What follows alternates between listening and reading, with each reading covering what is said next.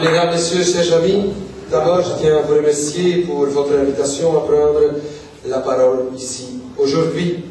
En dépit de la parole d'un éminent politique belge, la Belgique latine ne le sera pas. Nous avons conflamment su garder notre langue néerlandaise. Je m'exprime moins facilement en français, donc pardonnez mon manque d'éloquence. J'adresse aussi mes félicitations les plus cordiales à Synthèse Nationale pour son 2e anniversaire et aussi à mon ami Roland Hélier pour l'organisation de ce colloque.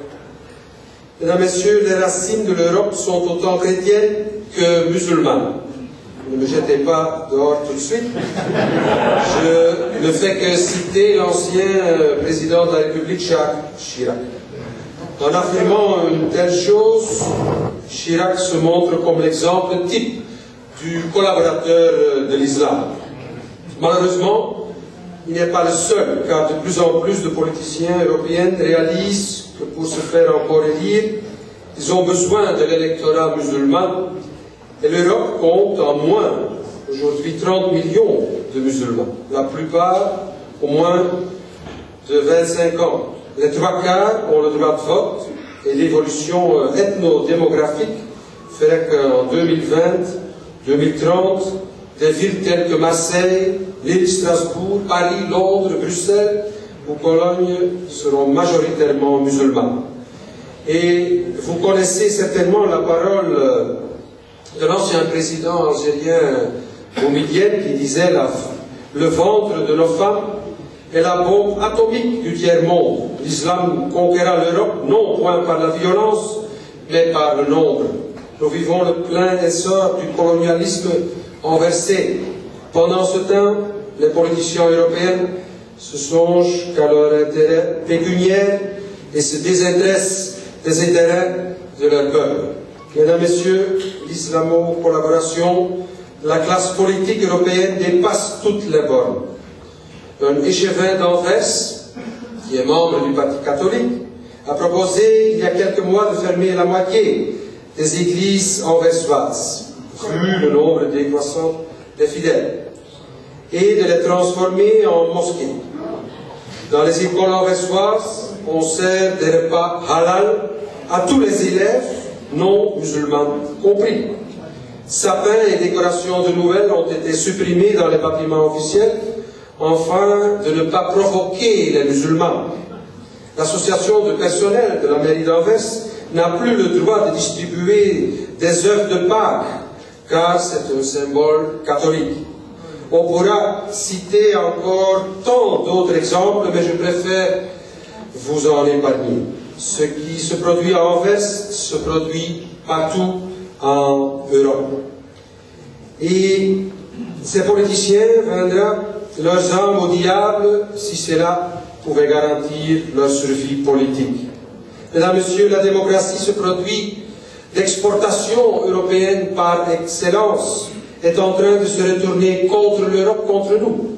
Le système du one man, one vote sonnera dans un assez bref délai la fin de l'Europe telle que nous la connaissons. Rotterdam, la seconde ville des Pays-Bas, a vu, à la mi-octobre dernier, la nomination d'un maire de nationalité marocain et fils d'imam. Ce musulman, M. Ahmed Abou Taleb, maire de Rotterdam maintenant, est la preuve vivante de la conquête du pouvoir par l'islam. Au nom du politiquement correct et dans le vain espoir de gagner la communauté musulmane à leur cause, les partis politiques traditionnels font des gestes soi-disant symboliques envers celle-ci et lui envoient des signaux positifs. Il faut à tout prix prouver que l'Europe n'est pas raciste, qu'elle est multiculturelle et ainsi de suite. Les musulmans, eux, se moquent de tant de naïveté.